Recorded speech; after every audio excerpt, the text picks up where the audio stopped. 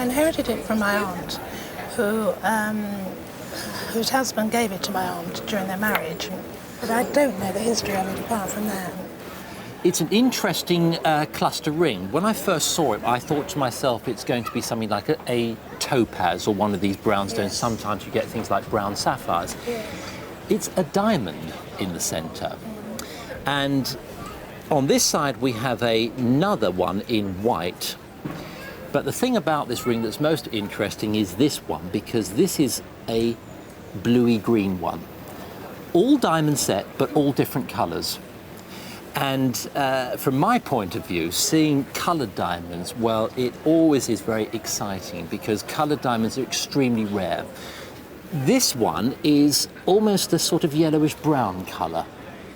But this one is the one that's quite exciting because one of the rarest colours that you can find are blue, and even rarer is the colour green. The surrounding line of diamonds around the three principal stones is a different period from the three centre stones. I think it's certainly Victorian, this cluster, with this type of silver setting, this nipped-in setting here. But when we look at the three principal diamonds, we see that they're all claw-set stones. The diamonds themselves are cushion-shaped Victorian cut stones, and I think they were probably cut in maybe around about 1900 or 1905 at the very latest. As far as trying to value fancy diamonds is concerned, it is very, very difficult. There are so many subtle nuances of colour.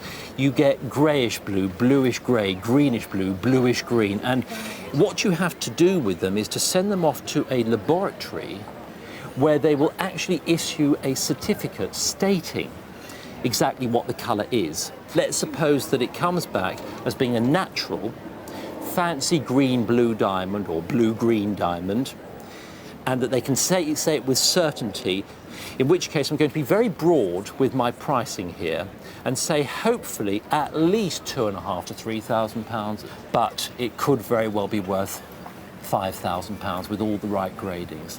Well, that's very good news. Thank you. But this is quite a find. Now, what we have here is a waist belt clasp.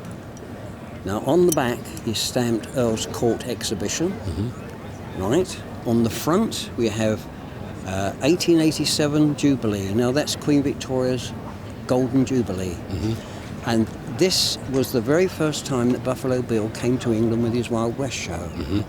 And he brought Annie Oakley with him, and there's Annie Oakley firing away, laying back on a horse. And she was introduced to Queen Victoria, and Queen Victoria said to her, "You're a clever little lady." And where did you get it? A car boot. Car boot. How much do you pay for it? 30.